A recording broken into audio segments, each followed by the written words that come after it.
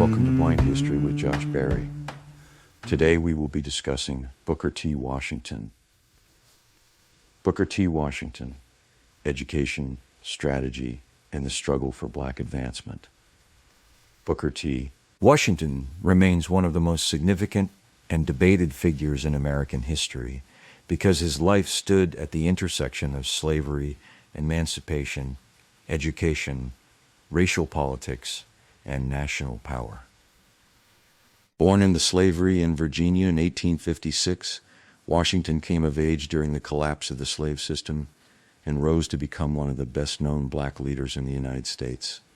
He founded and led the Tuskegee Normal and Industrial Institute, became a nationally influential spokesman for black progress, and shaped public debate over education, labor, political rights, and the future of African Americans in the decades after Reconstruction. Yet Washington's importance lies not only in his achievements, but also in the controversies that surrounded him. Admirers saw him as a disciplined builder of schools, opportunities, and institutions in an age of danger and severe racial repression. Critics, especially then and afterward, argued that his public willingness to accept social separation and postpone direct demands for full equality gave moral and political cover to segregation and disfranchisement. To study Washington is therefore to confront a central problem in American history. How should an oppressed people pursue advancement when the society around them is structured to deny them justice? Washington's life offers no simple answer. What it does offer is a clear record of how one man, shaped by slavery and poverty, tried to turn education, labor, discipline, and institutional growth into a pathway for racial uplift. His life story moved from bondage to national prominence, but it never escaped the constraints of the world that had formed him. His choices were shaped by danger, opportunity, calculation, and belief. For that reason, Washington remains not just an important educator or writer, but a crucial interpreter of freedom after slavery. Early life in slavery and emancipation. Booker T. Washington was born enslaved on a plantation in Franklin County, Virginia, in 1856. His mother, Jane, was enslaved, and his father was a white man whose identity Washington never fully knew. This uncertainty was not unusual in the slave South, where legal bondage denied black people control over even the most basic facts of their lives. Like many enslaved children, Washington entered the world under conditions of poverty, instability, and subordination that shaped his earliest understanding of life. He later recalled the crude cabin in which his family lived and the constant material deprivation that surrounded them. These descriptions matter not only as autobiographical details, but because they help shape the values he later championed so strongly. Washington developed a lifelong respect for order, labor, cleanliness, and material improvement, partly because he had experienced their absence so vividly in childhood. The harshness of slavery and poverty would not make him reject work. Instead, they led him to imagine controlled, purposeful labor as a basis for dignity and advancement. Emancipation changed Washington's legal status, but it did not lift his family into security. After the Civil War, the family moved to Malden, West Virginia, where Washington worked in salt furnaces and coal mines while trying to secure an education. The years after slavery taught him that freedom in itself did not guarantee economic stability, political protection, or social mobility. For Washington, emancipation opened a narrow door rather than delivering a finished world of justice. That reality would become foundational to his later philosophy.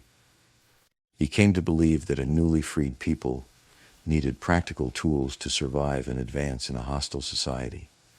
Education, in his mind, had to be connected to work, discipline, and concrete self-support, because freedom without those supports could remain precarious. This conviction did not emerge from theory alone. It emerged from the lived experience of being legally freed while still trapped within poverty and racial vulnerability. Education and rise to leadership. Washington's hunger for education became the driving force of his youth.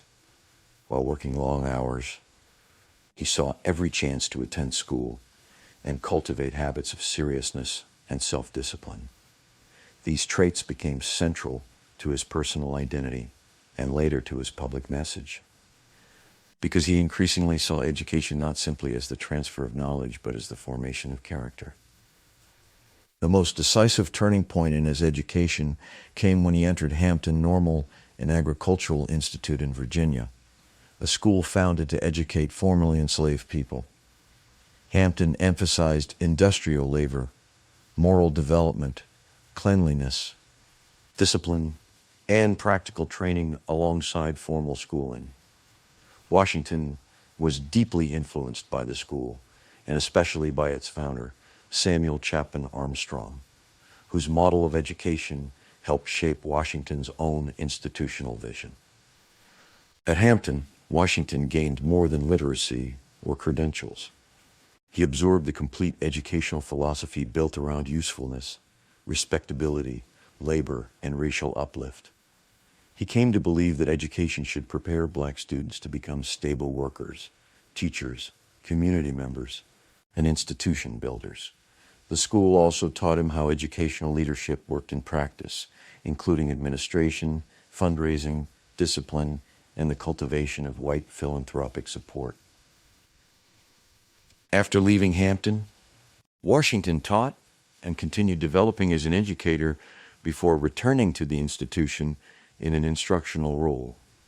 These years helped him build a reputation for reliability and administrative skill. By the time Alabama officials sought a leader for a new black normal school, Washington had already acquired the experience and connections that made him a persuasive candidate. His rise was therefore not sudden, but carefully built through work, training, and institutional observation. The founding and growth of Tuskegee.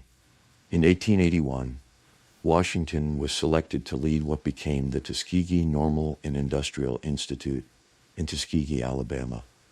He was only 25 years old, but he entered the role with a powerful combination of ambition, training, and practical intelligence.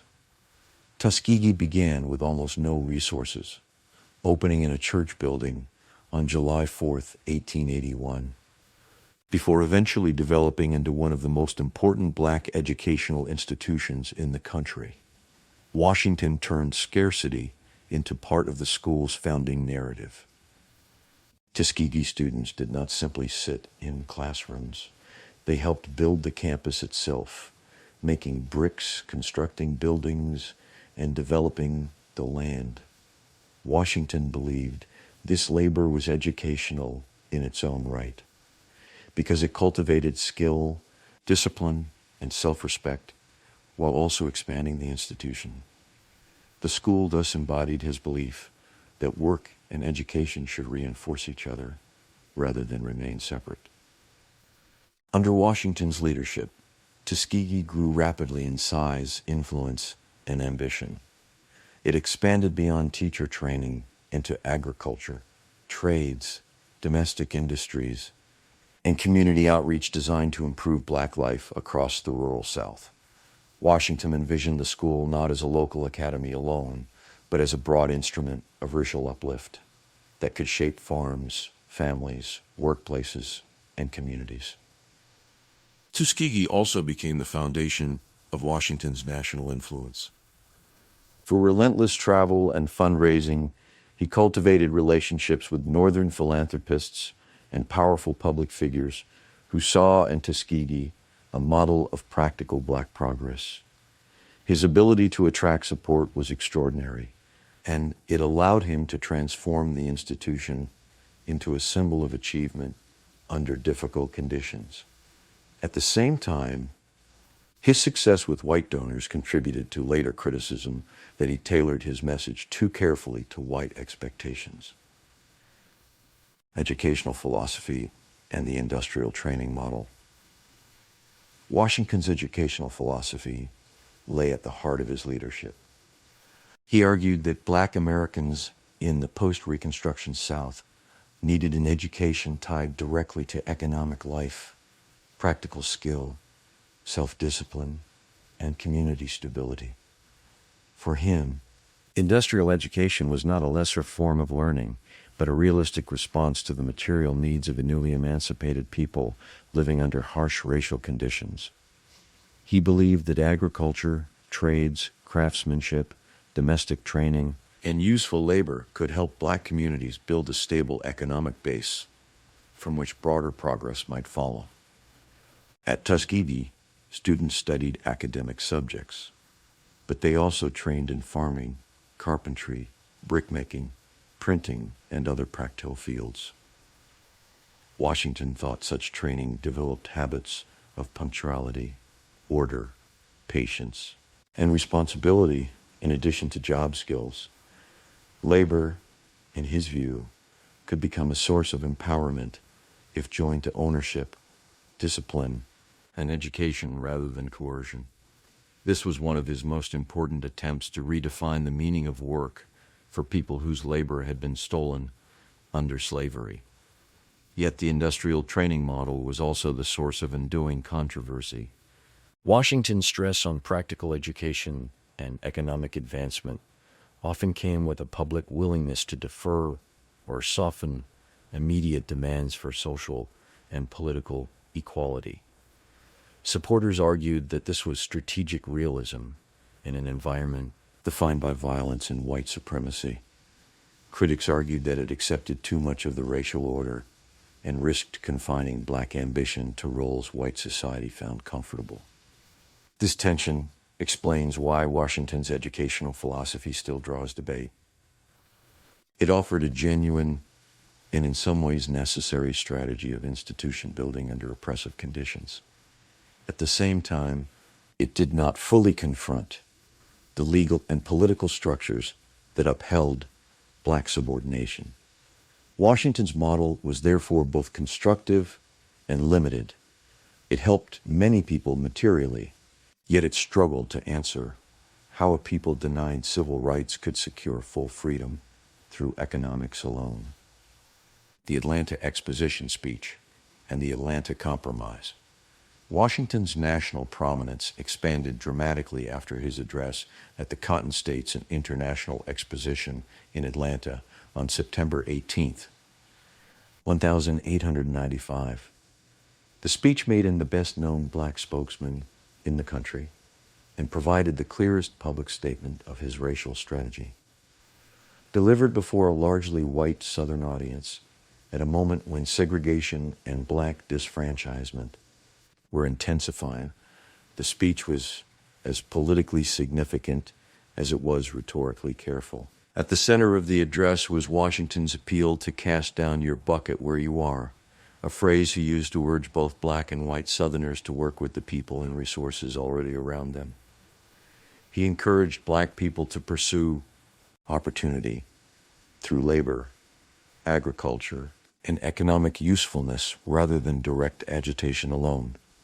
He urged white Southerners to recognize Black workers as essential to the region's prosperity and to support Black educational and economic development. The most famous and controversial line of the speech declared that the races could be as separate as the fingers, yet one as the hand in all things essential to mutual progress. This formulation came to define what later generations called the Atlanta Compromise, the idea that Black Americans would focus on vocational progress and economic self-help while accepting, at least temporarily, segregation and limited political rights. Many white Americans praised this approach because it appeared to promise racial peace without directly challenging white supremacy. To supporters, the speech represented tactical brilliance. They argued that Washington understood the dangers of open confrontation in the Jim Crow South and used the occasion to win institutional space, donor support, and some recognition of Black economic importance. To critics, however, the speech gave comfort to to segregationists by suggesting that justice could wait in either interpretation. The address marked the moment when Washington became both the dominant black public leader of his era and one of its most controversial figures. West, East, B. The boys in black political debate. The most famous challenge to Washington's leadership came from West-East B. Du Bois, whose conflict with him became one of the defining debates in African American intellectual history. This disagreement was not merely personal. It concerned education, voting rights, leadership, protest, and the pace at which black Americans should demand equality in a violently racist society. Washington emphasized industrial education, economic self-help, institution building, and strategic accommodation to the racial conditions of the South. Du Bois argued that black Americans should not postpone civil rights, higher education, and political power in the name of gradual progress. He believed that no people could gain full dignity while accepting disfranchisement and segregation as practical necessities. In Du Bois's view, Washington's public influence risked narrowing black political imagination at precisely the moment when stronger resistance was needed. In The Souls of Black Folk in 1903, Du Bois argued that Washington's program effectively asked black people to surrender political power, insistence on civil rights and higher education, at least for the present.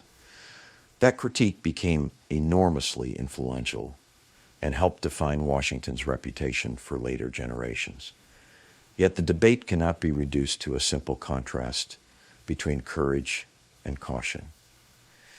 Washington feared that direct confrontation without material foundations would leave black communities exposed, while Du Bois feared that accommodation would normalize injustice.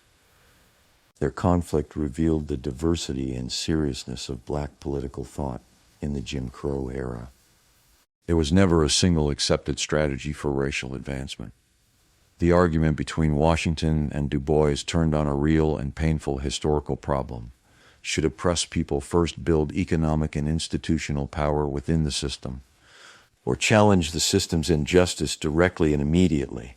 The continuing relevance of that question helps explain why both men remain central to American history.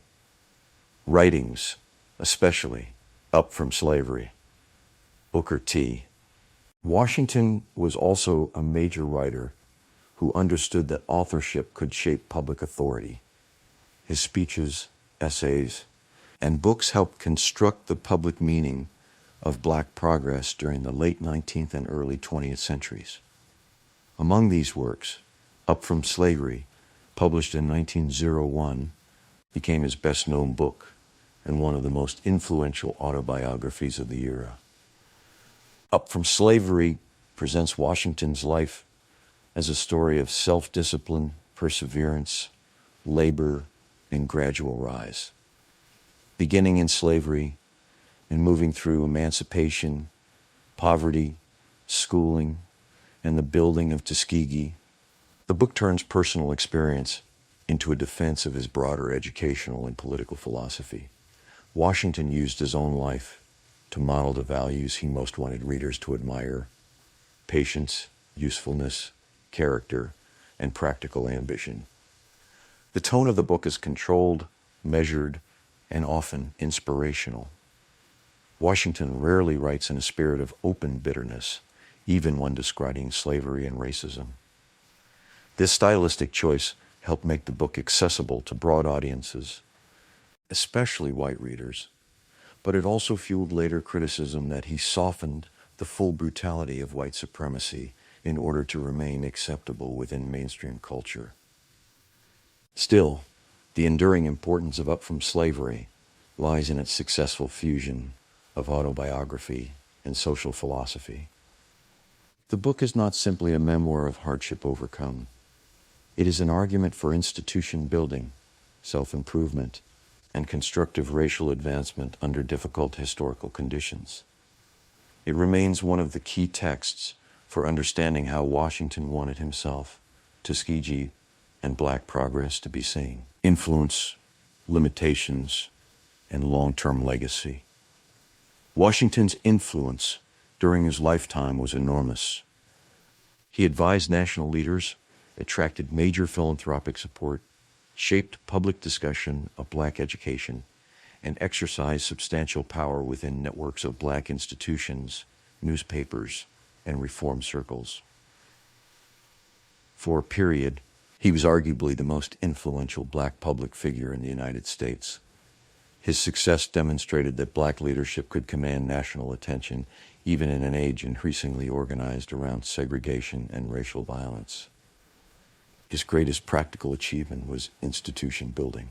Tuskegee trained teachers, farmers, artisans, and community leaders, and it helped establish a durable infrastructure for black education in the South.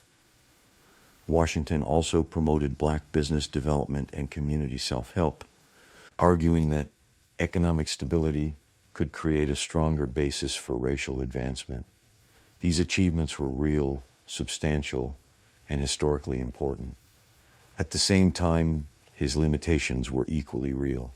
Washington's public strategy often seemed to place the burden of adjustment on black Americans while placing fewer immediate demands on the white political order that denied them rights. In the context of disfranchisement, segregation, and racial terror, this posture appeared to many critics as an unacceptable concession. Later generations, especially those shaped by the 20th century civil rights movement, often judged him harshly for this reason. Yet more recent interpretations have emphasized the danger of the world in which he operated. Historians have noted that Washington sometimes worked quietly behind the scenes on matters he handled cautiously in public, including efforts related to civil rights and political influence. This does not erase the shortcomings of his public rhetoric, but it does suggest that he was more strategic and complex than the simplest caricatures allow.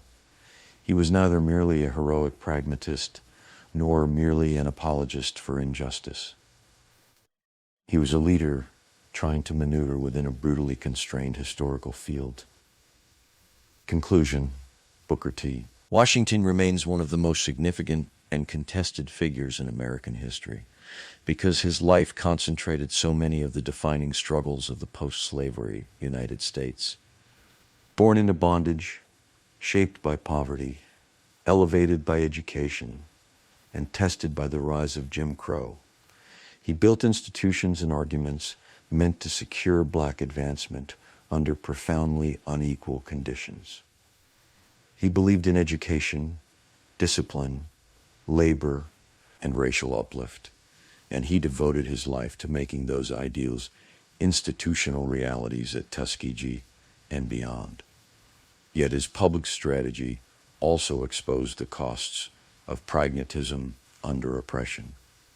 By emphasizing industrial progress and gradualism, Washington won access, money, and national influence. At the same time, he left himself open to the charge that he accepted too much of the racial order he claimed to outgrow. That tension is the reason his legacy remains alive. He forces later generations to ask whether survival and advancement within an unjust system can ever be separated from the danger of legitimizing that system. In the end, Washington's historical importance does not depend on whether he is judged wholly right or wholly wrong. It rests on the scale of his influence, the durability of the institutions he built, and the seriousness of the questions he raised. He stands as a central figure in the long and unfinished struggle over what freedom, education, equality, and leadership should mean in the United States after slavery.